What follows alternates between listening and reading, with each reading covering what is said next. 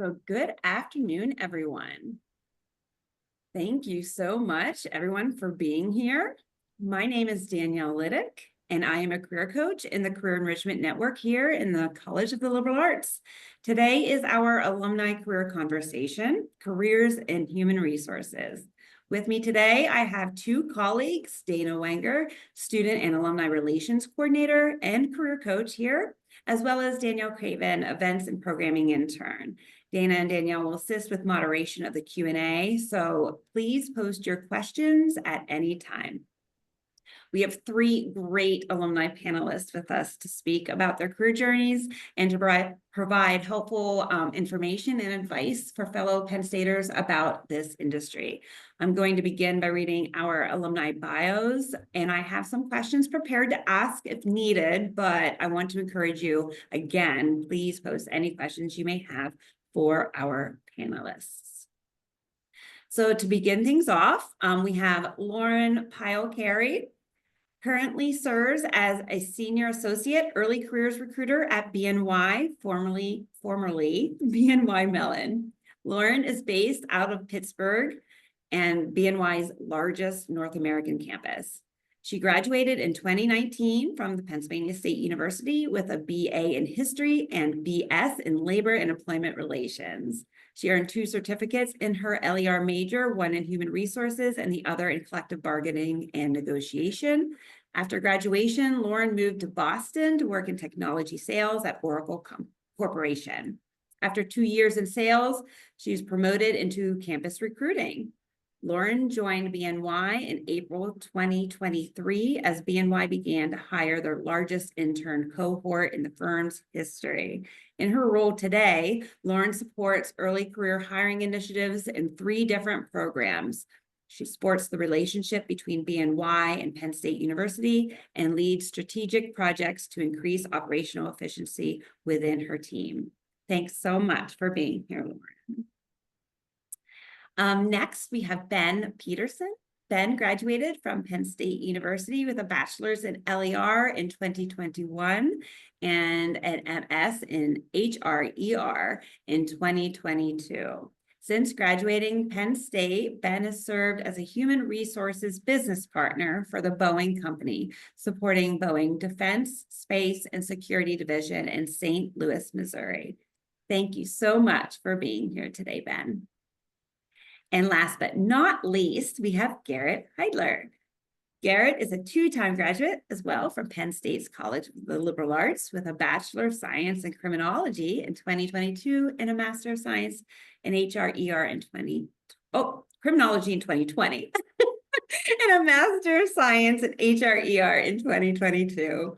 Garrett has spent the last 2.5 years with Stanley Black & Decker, first in their Stanley Leadership Program, starting in Impact and Inclusion before transitioning to an HR generalist role. Today, he is a senior HR generalist supporting Stanley Black & Decker's brand and product organization with purview for over 1,000 employees across 8 client groups. Day to day, he provides executive coaching, HR business partnership for a $100 million licensing org, sets the early career talent strategy for product and marketing, and leverages business analytics to manage talent trends. Thank you so much for being here, Garrett, and Ben and Lauren again. All right, so to start things off, if you would please just introduce yourself in your own words, and how did you decide on your career journey? So if we could just start as I had introduced you, so maybe Lauren and then Ben and then Garrett. Yeah, sounds good. So outside my professional bio, I am a very proud Penn State alumna. So one of the joys of my job is getting to come back on campus. That's actually where I am today. So if you are in State College, enjoy the nice weather. And also thank you for being here because I know it's difficult on a sunny 70-degree day. I am a recent giant schnauzer mother. I was showing everybody in the office pictures of my puppy. And then outside of work, I'm still a huge history nerd, whether it's like reading up on whatever the case may be. Like I'm a Game of Thrones fan. Like those are just my kind of like fun facts to throw in there. outside of work or sort of when I'm kind of gearing up for my day, I'm usually reading like the HR Brew, or listening to like a Wall Street Journal. So just some of the things that like I like to do outside of that. When it came to my career journey, like I would say it's very much a corporate jungle instead of a corporate ladder. We think a lot of the corporate ladder. And so when I graduated, I guess whenever I was choosing my major, so Penn State, it was no brainer. I knew I wanted to do something in business, but I didn't know what that was. And I was also interested in law school. So just bear with me because this takes a lot of twists and turns with it. Whenever it kind of came down to thinking about law school, I knew I needed like a writing major, which is where history came in, and one that was a little bit more social. So that was the labor and employment relations, something that taught me about people. From there, I think it was around my junior or senior year, and I was like, I should really be like studying for the LSAT. And then I had that realization that I don't actually want to do more school. I'd rather get out and make money. So after doing a legal internship in between my junior and senior year, I'd come to this conclusion. And I was like, well, what am I good at? And I am a certified yapper. I will talk anybody's ear off. So sales made sense at the time, and I didn't really care what kind of sales. I thought tech sales sounded cool. I thought Boston, like, sure, why not? And I was pretty good at it. And then I was networking around the company, and I had a mentor who one day called me and said, hey, the Penn State recruiter position opened up. Would you be interested? And I was like, first of all, I didn't know there was such a job, but that sounds really cool. So I interviewed for it and I received the role. So I did 2 years of that at Oracle, and then sort of around like 22, like early 23, just some of the efforts were slowing down a little bit in terms of hiring. And I'd seen that there was a lot of interesting things happening over at BNY. I grew up in the Pittsburgh area, so I was familiar with like Mellon Arena, like the Igloo for any of my Yinzers, in the tower downtown. So again, I was like, I talked to one of my colleagues and was like, what's going on over there? And they were going to double the intern cohort. And I thought, okay, I learned how to recruit really well at Oracle, and I would like to kind of test my sea legs in a different industry. So I moved over there.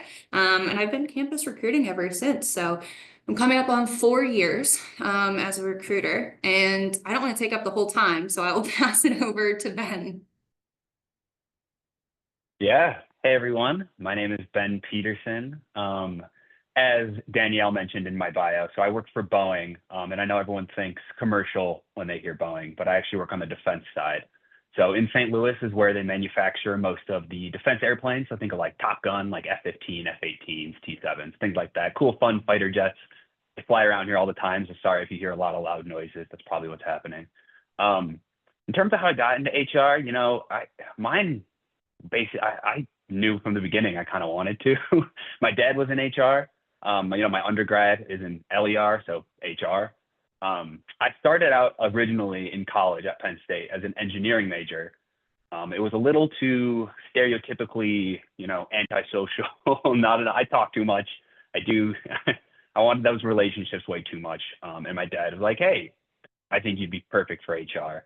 I really love that strategic thinking and talking with people, leveraging people, how to, get the best outcomes with businesses and things like that. So that's kind of how I started with HR. I didn't know what I wanted to do in HR when I first got into it. So that's why I started at a rotational program here at Boeing. So kind of bounced back and forth, but we can get more into that later. So, but yeah, no, as Lauren said, I'm a Penn State diehard. I was a track and field athlete at Penn State.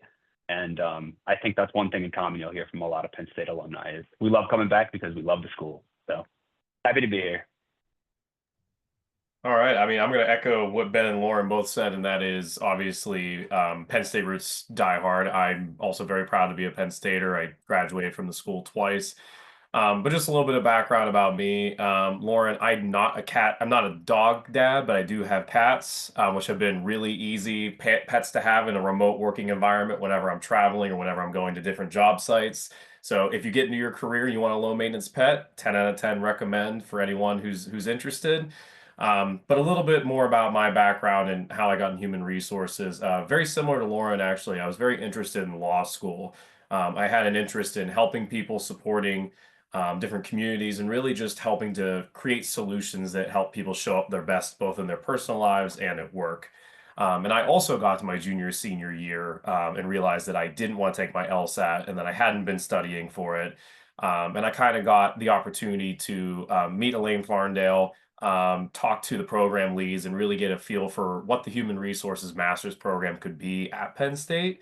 I applied and got in, and 2 years later, I graduated my master's at the same time as Ben. For me, having the opportunity to support people in a global environment, learn about their needs, learn about how they support the business, and what they're doing day to day has always been fascinating. In my current role, as a senior HR generalist, I support people in commercial, engineering, product, brand, category, insights. I think that as you get an opportunity to sit in a business partnership role, whether that's in recruiting, whether that's in a regular business partner role, learning the nuances of what positions look like in the industry and how you shape up and how you meet their needs and how you learn to support and enable talent is a really unique part of the job and something that is really empowering and really rewarding as an HR professional. For us, we create tools and different solutions for end users in the trades. So our mantra is for those who make the world. So the opportunity to be on trade sites, to go to our manufacturing plants, and really to see the way that our tools and our solutions go into the hands of end users and build the roads and the houses that we all use every day has been a really, really enjoyable and really empowering part of my career journey. So a little bit about my background and what I do day to day. Amazing. Thank you so much for sharing us. I love people's stories to hear that. We already have a couple of questions in the chat actually, so I'm going to start with the first one there. This person is looking to transition from marketing communications to human resources and wants to know what skills you all think are most transferable and what roles you may think would be a good fit for someone starting out in human resources. So do we want to start with Ben and we'll kind of go the same way? Sure. Garrett, then yeah, thanks. Yeah, I'd love to start with this question. Yeah, so I think that I am kind of a rare breed in the sense that, I always wanted to do HR and everything. I think a lot of people I work with don't have HR degrees, didn't start in HR, everything like that. They eventually just found their way into it, whether it's not the skills they had or, so on and so forth. I think when it comes to HR, one of the biggest things, in my opinion, is communication. And I think that is an awesome skill to have to bring into an HR, career or HR position. Again, I kind of touched on it a little bit, but that strategic thinking and critical thinking are kind of the big skills that I think are going to be extremely transferable when it comes to your specific background and, your degrees.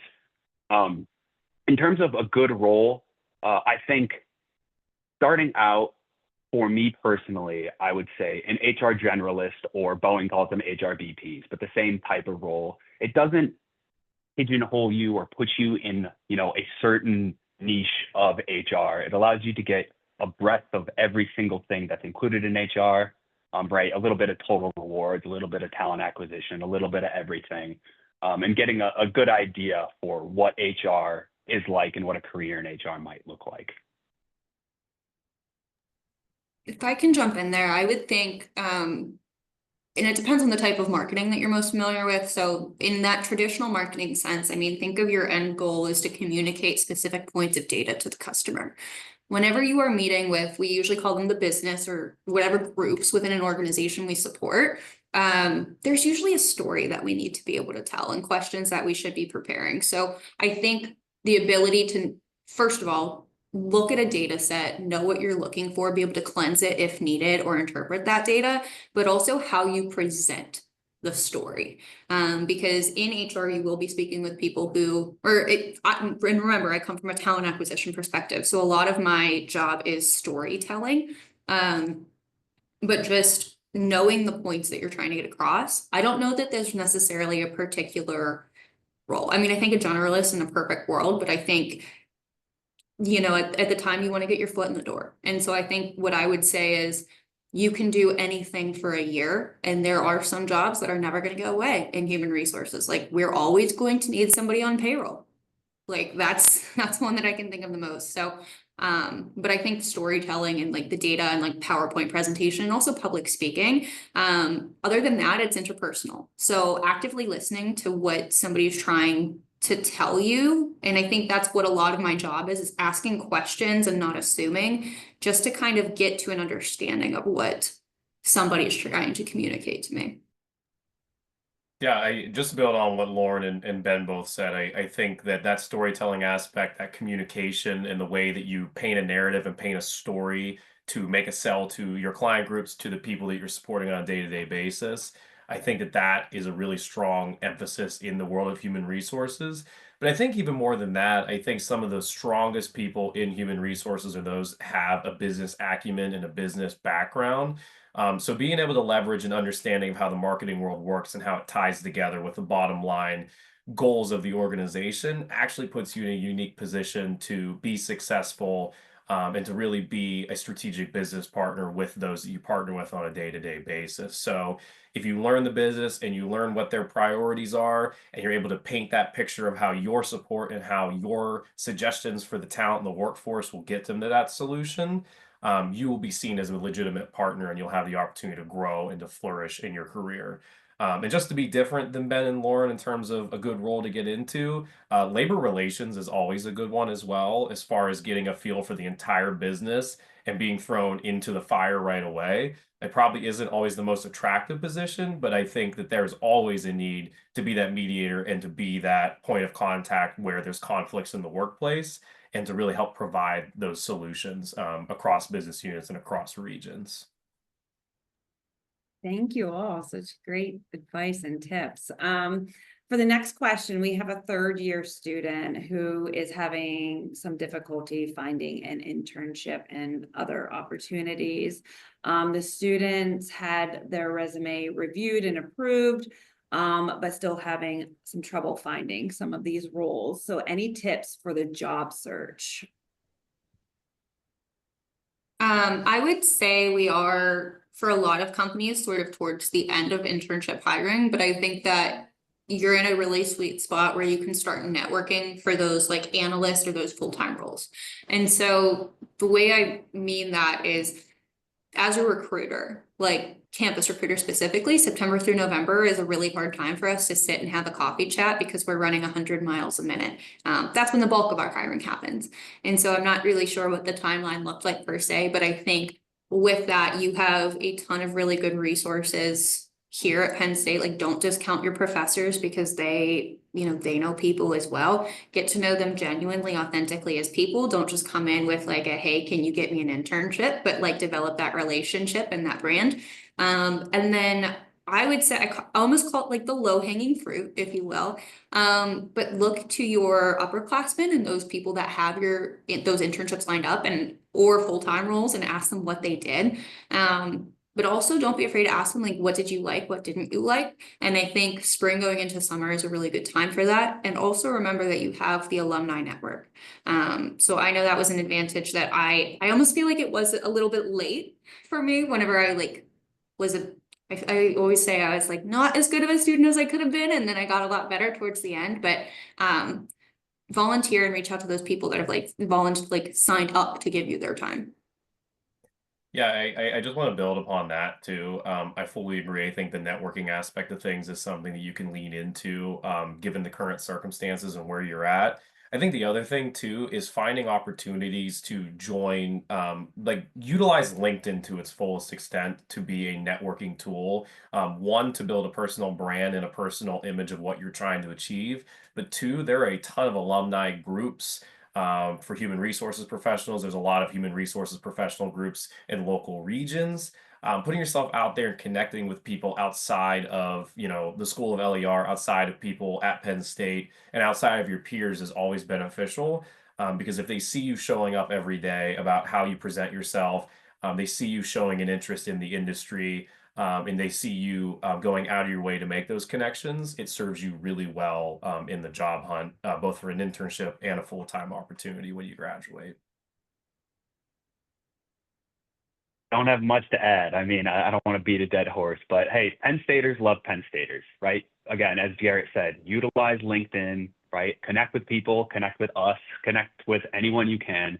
Join local groups, SHRM groups, Society of Human Resources Management groups, right? Attend more events like this. I think overall, just that networking aspect is huge. Oh, I know Dana's happy to hear all of those things too. I love it, love it, love it. Wonderful. Okay, so we have a student who is in their final semester as a master's student, HRER, who is keen on training. What roles or certifications do you all recommend that this person searches for?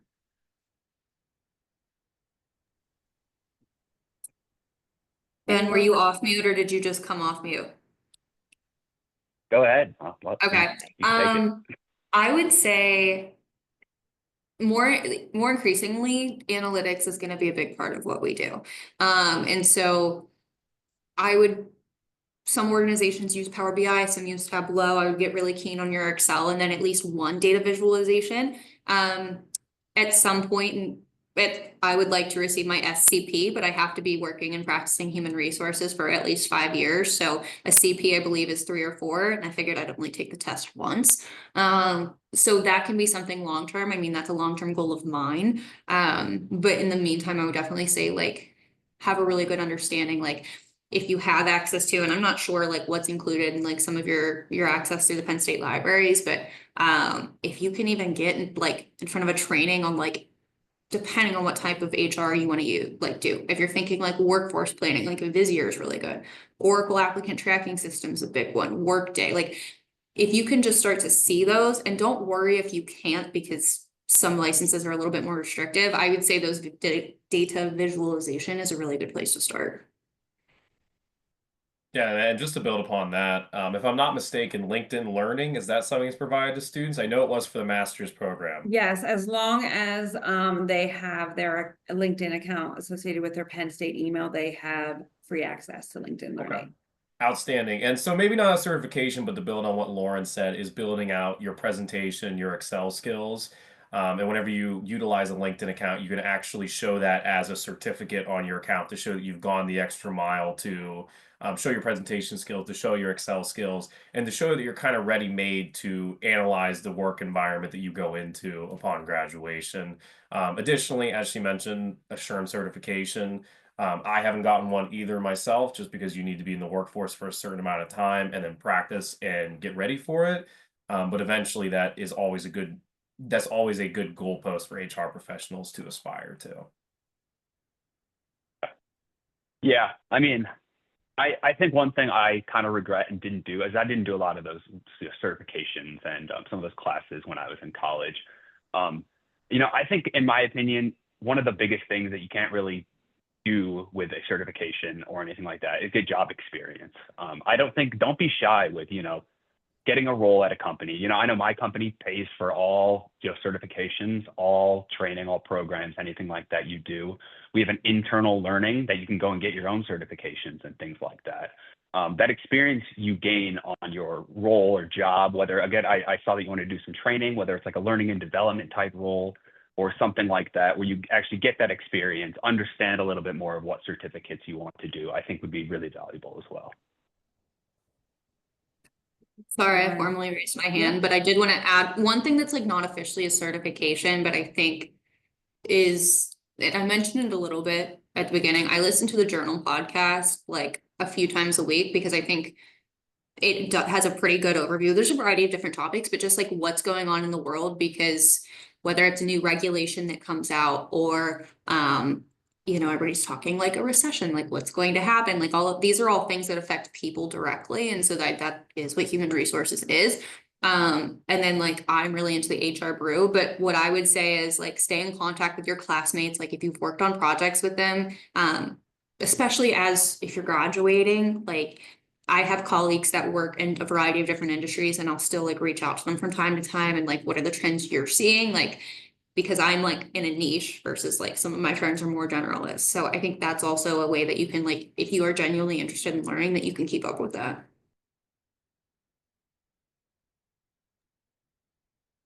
Great, thank you. And Lauren, you mentioned HR Brew. Just FYI, I do send out a weekly newswire to all LAR students who's within the school. And within that newswire, I include a special tip or an article of interest. And a lot of those I get from HR Brew. It is really good, chock full of great information. So thank you for that. We do have a question about the trainings that had been mentioned, if they're available after they graduate. And is there a way to add LinkedIn, your Penn State email to LinkedIn? I do know when you're in LinkedIn, if you go into your accounts and settings under the sign-ins and security piece, you can add your Penn State email to that. But for LinkedIn Learning specifically, that is for currently enrolled students. I don't know, it might be available to alumni attached potentially to an alumni association membership. I'm not sure how that works, but other than that, I'm not certain about the other certifications. I don't know if is that pretty much what you're thinking? Okay. Okay. We do have a question from a third-year student who is majoring in psychology with the business option focus and wondering about what roles within the HR field they should potentially look at if this differs from a typical entry-level position. I know you spoke about it with the marketing communications focus. Do you have any additional advice for somebody with an undergraduate in psych business option? I really think it's any of them, to be honest with you. Like there's nothing that I would say you have to have an LER degree versus psychology. What I would say, and I don't know if you have exposure to this, is that like LER 201 was a very, very important course for me to understand just like regulation and laws around like hiring, for example, and benefits and et cetera. So if you have an opportunity to explore that, I think that's the one I think about a lot the most in my career.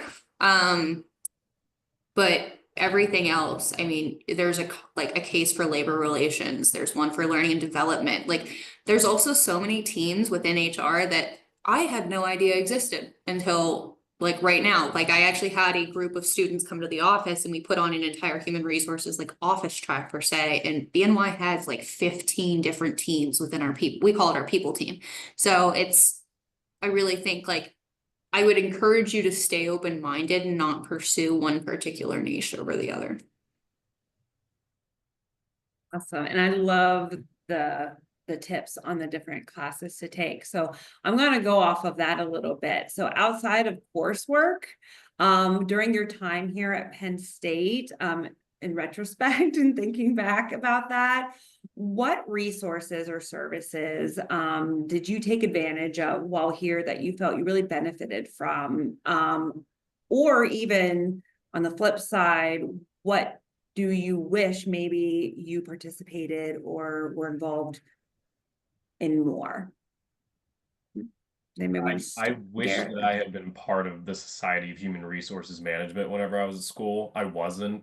Whenever Ben and I ran our master's program, that was at the height of COVID, and I think there was a bit of a reluctance to join student clubs at the time. But things that I did leverage was the expertise of professors, building relationships with those who have been in the industry and those who are professionals already in the space is, I think, all that you can ask for. And then they themselves have professional connections and tips and tricks as you're pursuing jobs, and having that reference, having that support in your corner is really invaluable whenever you start your career. I think the more events like these, especially if they're in person, and I said it earlier, I didn't really get with it until it was a little bit too late, so to speak.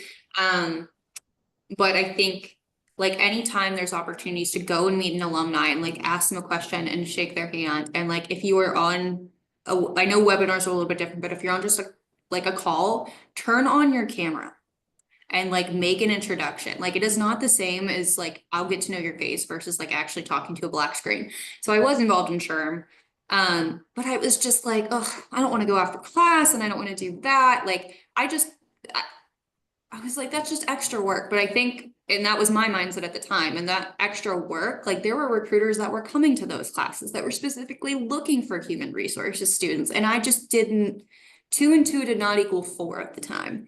So I think that would be something like, remember why you go to school. Like there is an end goal, whether that is 1, continuing education, or 2, to get a job.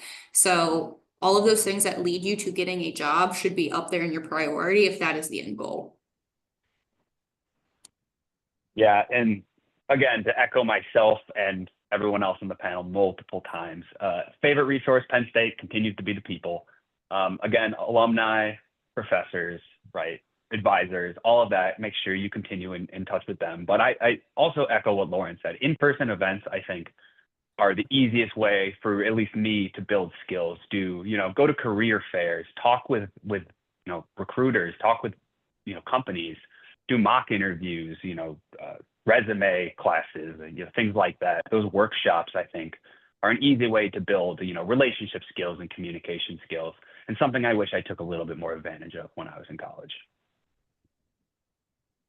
Great, thank you.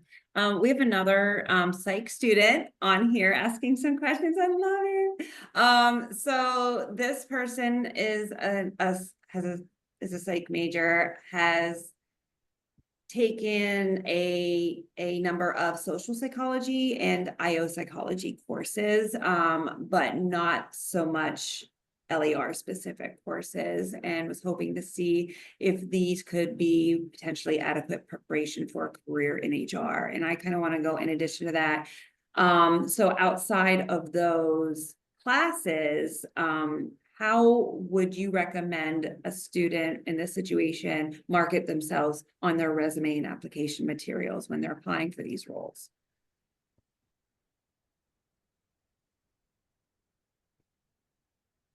Oh boy. I mean, I think that, just not to deflect that answer in any way, but I don't think there is a proper degree to go into human resources. I think that an understanding of people, an understanding of culture, an understanding of how they react to different situations is what they're looking for. I think it's something that I've probably said a couple times too, but in terms of marketing yourself, having an understanding of business trends, having an understanding of what's happening in a market around an organization you want to join, can only benefit you in that instance. So, for example, whenever I started Stanley Black & Decker, I was talking about our tool brands, and I was talking about where our manufacturing plants are, and just going into that and having an understanding of how, to Lauren's point, how tariffs and how the recession is going to impact those industries, and how it's going to impact the way that they do business and the way that they meet their customers. I think that's really important. But again, full circle, I don't think there is a correct degree for getting into that. It's just having that emphasis and understanding of people and the way that you influence and communicate with them. Great, thank you so much for that. What would you say are the most encouraging parts of your work? What do you love? What gets you up every Monday morning and get ready to go to work for that week? Can we start with Lauren? So I think making an offer call to somebody is like very, very cool.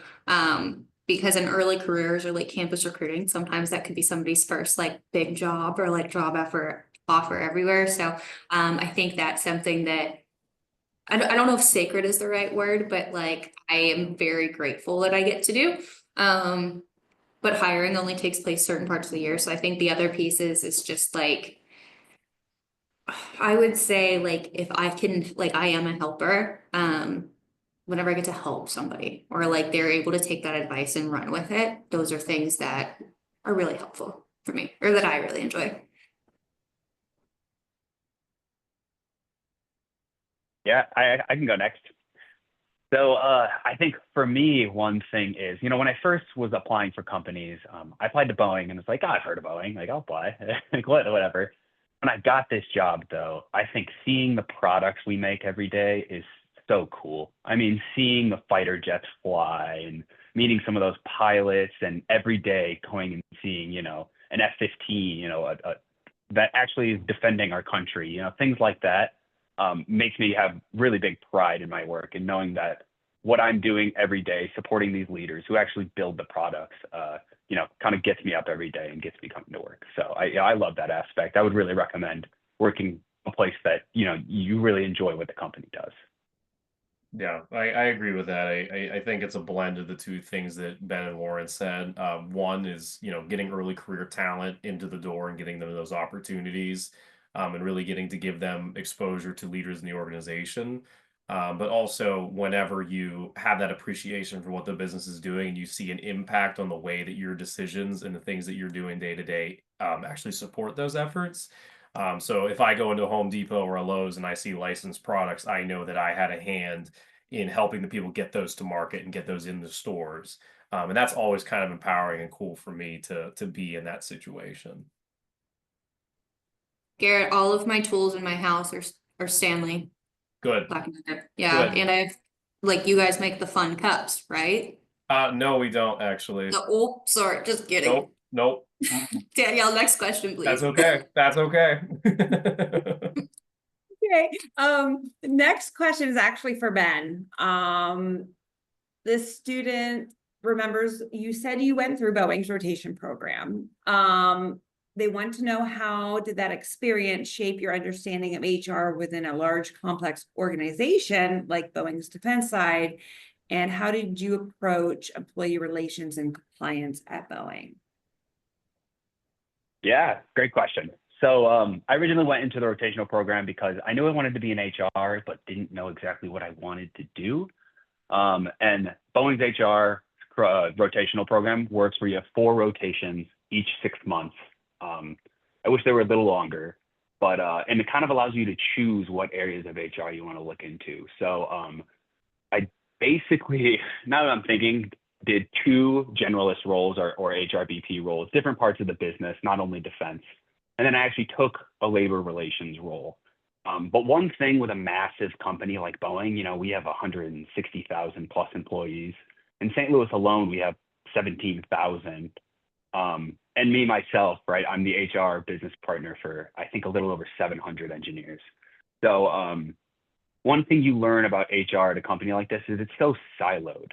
So I think one thing that is really beneficial for a rotational program is you get to go into different silos of the company and understand how it works, what other ones need to do better, and kind of learn how to communicate with others in those different areas of HR. So I think that's one huge thing I learned and kind of really benefited me in my career. In terms of labor relations and the kind of the union side, it's again a different silo. There's unions here in St. Louis, and I think one of the best ways that we approach when it comes to employee relations is we call it PER, which is positive employee relations, right? It's just us doing culture surveys, us understanding what our current culture is, and understanding what the needs of the employees are, both on the union and non-union side. I know we talks with some of our labor relations managers and things like that are always like, why we need to give employees a reason to not want to join a union, right? We want to make sure they're happy at the company. What are we doing wrong? Everyone knows that, Boeing's been in the news a lot. We've had some negative press and things like that. What can we do to improve that culture at Boeing? So I think that's kind of one of the biggest things and changes that we've done with our employee relations. And then again, compliance is just a huge legal side. So being really in touch with our legal, it's a giant team at Boeing. So just making sure that they're, incorporated in all of the HR decisions that we have. So, but thank you. That's an awesome question. Can I just add one more thing to that too? At Stanley, I actually was also in a rotational program, and I just want to build on one more thing that Ben said, and that is whenever you get an opportunity to go into a rotational program, that's an investment the organization makes into your career development. So I always recommend it to people who want to have a wide breadth of experience, because you make those connections to different parts of the organization and you see how the pieces fit together more than some people in that same company would, only working in one type of role for their career. So as you go through and as you get into your career, if you have opportunities to go across different HR functions in whatever companies you work for, I always recommend that to get a well-rounded experience to just kind of see how everything pieces together and where everyone's work and efforts are going towards the same goals. So just a small thing I wanted to build on. Thank you. Wonderful. We have actually 5 minutes until this is supposed to end. So this is supposed to be till 4:45. So this is like flying by. I'm a little concerned that we may not get through all of our questions. If there are any questions that go unanswered, I will definitely try to get the answers to them, and I can send messaging out as long as you are logged in with your Penn State email. We can be able to do that with your name. So if you have not, please put your contact information in the Q&A so that Dana and I can grab that and get the answers to you, please. So just because you are people and you do have very in-depth, wonderful answers, I definitely want to get in 2 more questions. One of them is, what would be your greatest final advice if you could offer anything to an undergraduate student who is interested in pursuing a career in human resources? Any tips, strategies, final advice for them to take into consideration when they leave this webinar today? And then a second question actually came through the Q&A, and it is so very, very important on this beautiful day in Happy Valley. What is your favorite creamery flavor? Can we start with Ben? Sure, of course I can start. So for the first question, biggest piece of advice. I think starting in my career, I know, again, you're all attending this. I know you all care about your careers and are better students than I was. So I would say one thing that has benefited me the most, and one thing I recommend all you do is, offer your name up for, I don't want to say everything, but, take roles that you are scared of, that you don't want to do, things like that, right? Be that person, be the go-to, be the yes man or woman. I think it's been so beneficial for me. And then I know this is kind of 2, but another thing is, one piece of advice I got from my mentor. I think everyone is looking ahead of what they can do to be better in their career, whatever, et cetera, and that's all important.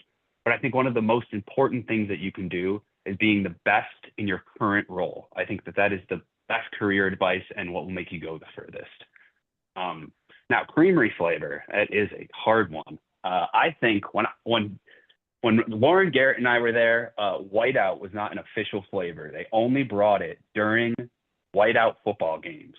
And it is now a full-time flavored butter popcorn flavor, and my family still gets it shipped to their house because of how often we ate it. So that would be my favorite. I would say volunteer for everything, like Ben said. Even the things that you don't want to do, it builds brand and it stretches you, and that's how you grow, is from being uncomfortable. And get good at staying calm when things don't go the right way. Whenever you're a human resource professional, like, the organization is looking to you to kind of help guide them through, and running around like your hair is on fire is not going to help anybody. So how do you take action when you're calm? And then it's apple cobbler, my creamery flavor. I guess just to build on what Lauren and Ben said, I was going to say something similar, like experience and try everything. But I think the thing I want to build on that is, don't be afraid to fail at the things that you're experiencing and that you're trying. When you're early career, whenever you're in college, whenever you're doing things for the first time, nobody, and I mean nobody, expects you to be perfect at it. Maybe you do, maybe you have that expectation. But I really just want everyone here to know that that's imposter syndrome, and that's okay. But going into things, you're going to be expected to fail. The best thing that you can do is learn from it, grow from it, and really just try to have a post-mortem each time and say, what could have gone better? How could I do better? What are you needing from me on a day-to-day basis to improve my career and improve what I can do, both personally and professionally, in the human resources space? That being said, mint nittany, definitely my favorite. Either that or Death by Chocolate, but probably mint nittany for sure. Danielle, that one resonated with you. Oh, I love mint, but I am hard to pick. I have about 5 of them that are my favorite. It depends on the mood that I am in that day. But it's so funny. We were talking about it in the office today. The Flavor Madness bracket is out at the Creamery, and they took away Death by Chocolate and mint, right, Dana? Yes, they took Okay, I'm those not coming out. back. Bye. No, it's Tough they scene. didn't remove it from the flavor. I think it's just because they win all the Okay. time. Okay. I thought they said they removed the flavors. I was like, well, No, I'm staying oh, here. sorry. No. I just also wanted to put out there, I mentioned about putting your name or final questions in the Q&A. We will try to get those answers to you. Also put your email in there. If we have your name, we can find you, but that would make it so much easier if we don't have your full name, or if there's multiples of you in the system. But all in all, oh my goodness sakes, this went by so fast. I just want to give Do it again. that sounds great. Just give a big thank you to each of you, Lauren, Ben, and Garrett, for taking the time out of your day to be with us today. Your willingness to share your career experiences and your insights and your tips and your strategies and your advice. It is truly invaluable to our students. We thank you so very much. And thank you for being here. And thank you all who are in attendance for coming. These 3 are all on LinkedIn, FYI. So you can absolutely find them and reach out. As Ben said, Penn Staters love Penn Staters. I say that all the time. Our students are probably tired of hearing me say that, but it's true. So enjoy the rest of your day. Go out and enjoy the warmer weather and have a good one. Thanks so much. Hey, Take care. guys. Bye-bye.